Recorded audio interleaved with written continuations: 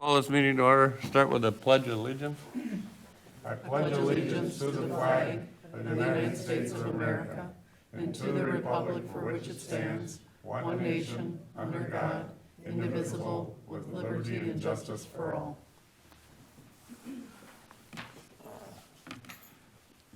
You wanna read the call? Dear Supervisor, please be advised that the Trempealeau County Board of Supervisors will have a special meeting on Monday, March 24th, 2005, at 6 p.m. in the county boardroom at the Government Center in Whitehall, Wisconsin. Sincerely, Mary Martin, County Clerk. Roll call. Bridget Turner. Here. Stacy Klein. Here. Richard Seisha. Here. Lori Severson. Andy Todd. Here. Richard Anderson. Here. Kevin Adams. Here. Dick Miller. Here. Kevin Whalen. John Austin. Here. Dawn Waldera. Here. Robert Becker. Renee Lyon. Here. Kellen Nelson. Here. David Larson. Here. Jeannie Nutter. Ron Johnson. Here. 13. 13 here. We have a quorum. Certify the open meeting law requirements to be met with proper posting and notification. A motion to adopt the agenda.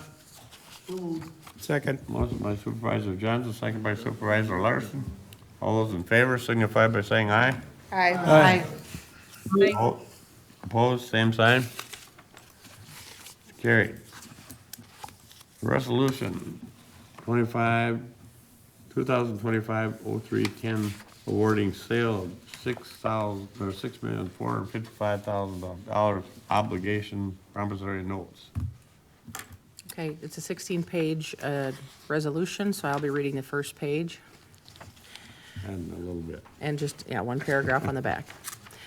Whereas on December 16th, 2024, the County Board of Supervisors of Trempealeau County, Wisconsin, the county, by a vote of at least 3/4 of the members elect, adopted an initial resolution authorizing the issuance of general obligation promissory notes in an amount not to exceed $6.5 million for the public purposes of paying the cost of highway improvements and other projects included in the county's 2025 capital improvement plan, collectively the project.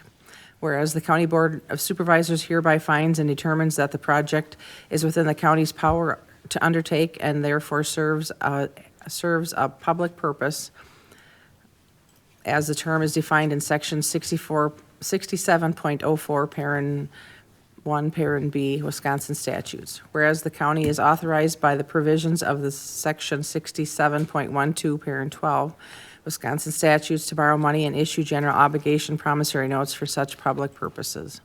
Whereas the county has directed Ellers and Associates Incorporated, parentheses Ellers, to take the steps necessary to sell the general obligation promissory notes, parentheses the notes, to pay the cost of the project. Whereas none of the proceeds of the notes shall be used to fund the operating expenses or the general fund of the county, or to fund the operating expenses of any special revenue fund of the county that is supported by property taxes. Whereas Ellers, in consultation with the officials of the county, prepared a notice of sale, a copy of which is attached hereunto as Exhibit A and incorporated herein by this reference, setting forth the details of and the bid requirements for the notes and indicating that the notes would be offered for public sale on March 24th, 2025.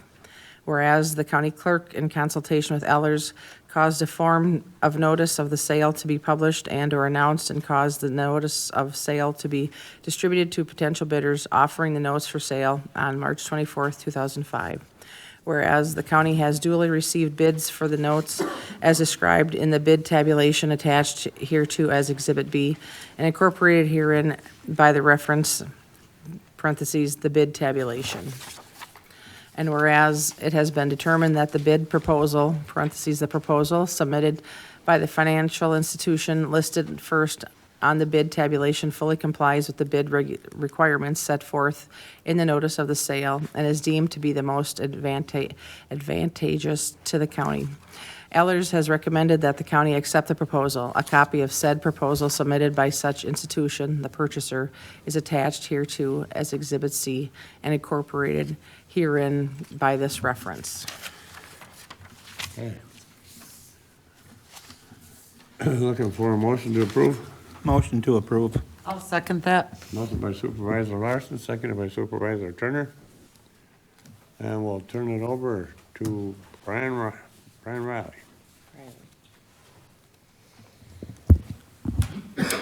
Good evening.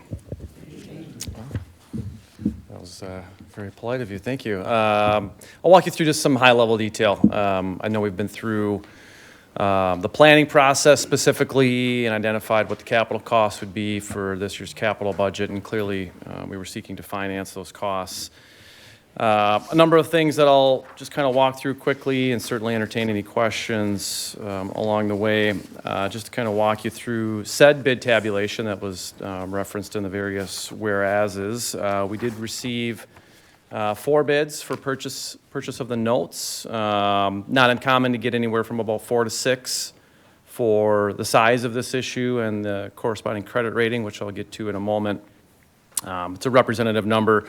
What we really care about is your overall cost of financing, and at just under 4%, which was the bid offered by Baird and their very large syndicate with other dealers, is certainly representative of where we've seen other similar credits price in the recent past here in the last couple of weeks. Typically, we'll look at the first, say, 2 or 3, and if they're very tight, just gives you a good indication that the market's pretty settled.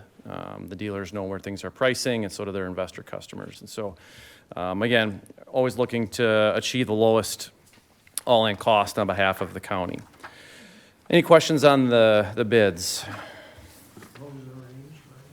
The range, the low bid was at $396. There were some adjustments made, so it's like just a mildly higher than that. $396 was the winning bid. The cover, or the next best, was $401, and the worst in 4th place was about $414.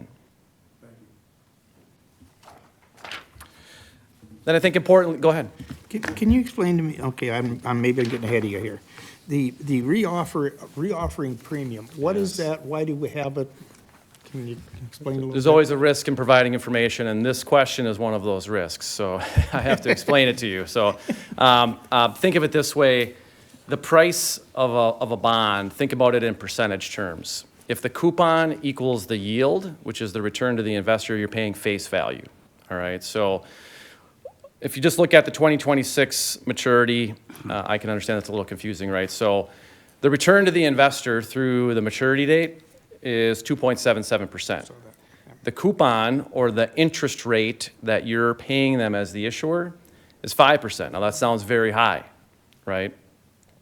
They're paying more than face value for that particular maturity. And so rather than paying you 100%, they're paying you something like, I'm just making the number, I don't have the number right in front of me, but something like 106% of face value. So as a result, which I was going to talk about here a little later, we were able to garner some additional proceeds for construction to the tune of about $98,000. And so part of that also pays the underwriter part of their fee. So we measure how much the price is. And so if you go, again, if you're looking at this bid tabulation and you go to that price column, you issued $6,455,000. The purchaser gave you a price of $6,637,000 and change. So they're paying you more than face value for the notes. If you go up and down from 2026 through 2045, you will see there are only a few maturities where the coupon equals the yield. Most of them, the coupon is much greater than the yield. A few of them, it's in reverse, where the coupon is less than the yield. And in those cases, you're getting less than face value. But in total, when you price the whole thing out, you're getting almost $200,000 more than face value. The purchaser puts some of their fee into that, and so you're going to get the net, and then the rest of it we were able to put some additional dollars in the construction fund. Okay. So there are some dynamics that are the reason why, but that's the math of how you get there.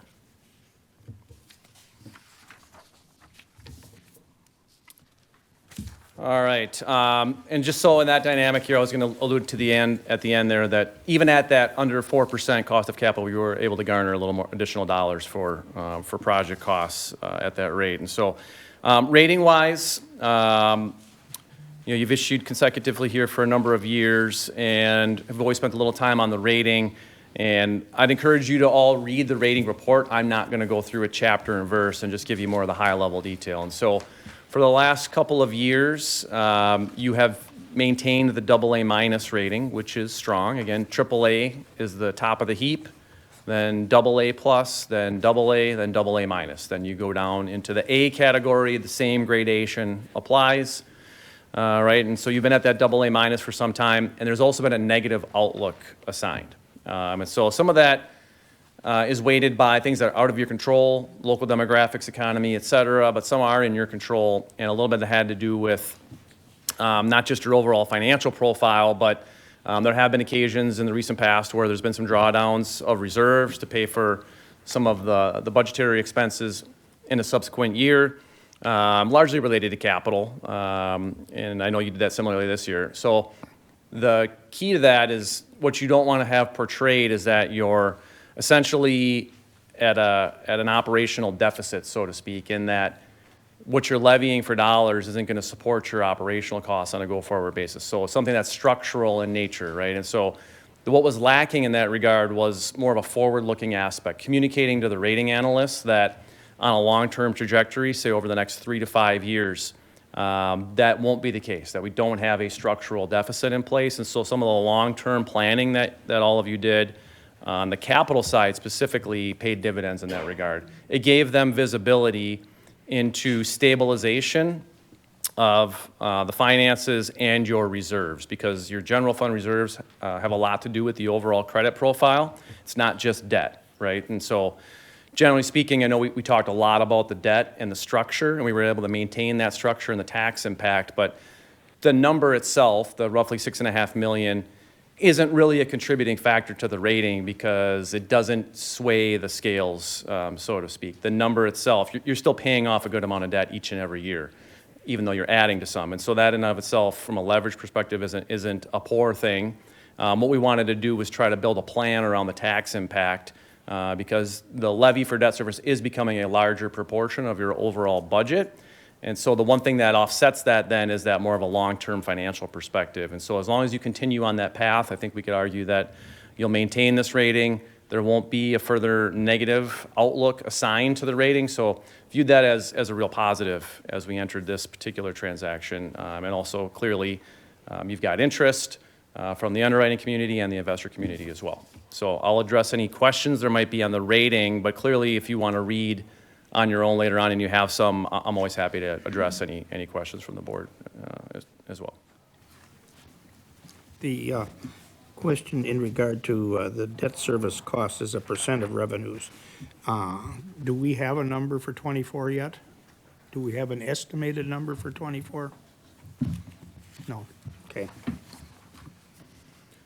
There are some And there's kind of a top end of that where concern comes into play. Where is that?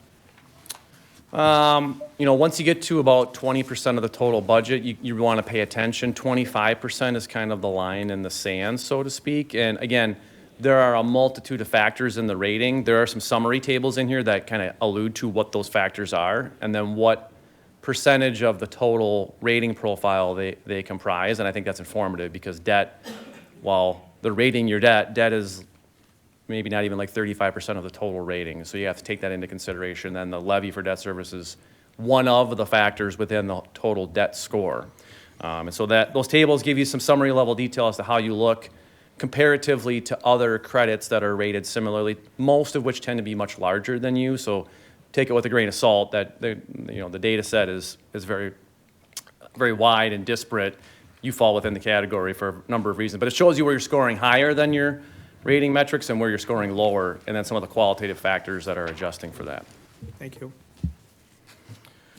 And finally, just to close things out, we did include the final debt service schedule, and I know we focused pretty intently on the tax impact, and so just wanted to update that for you as well. In both circumstances, the debt service is lower, the tax impact is nominally lower as a result.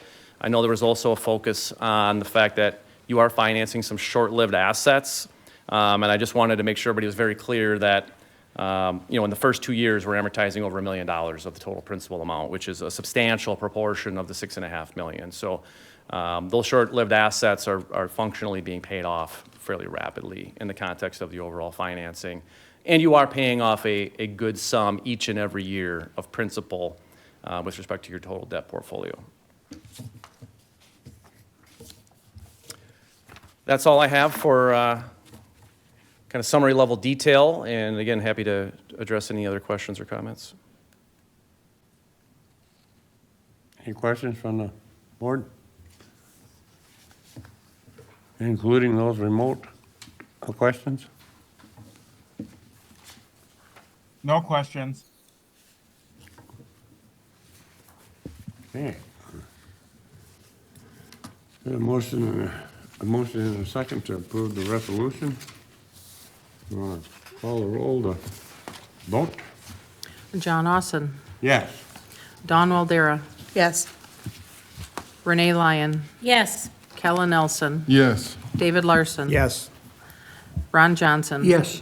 Bridget Turner, Yes. Stacy Klein, Yes. Richard Sasha. Yes.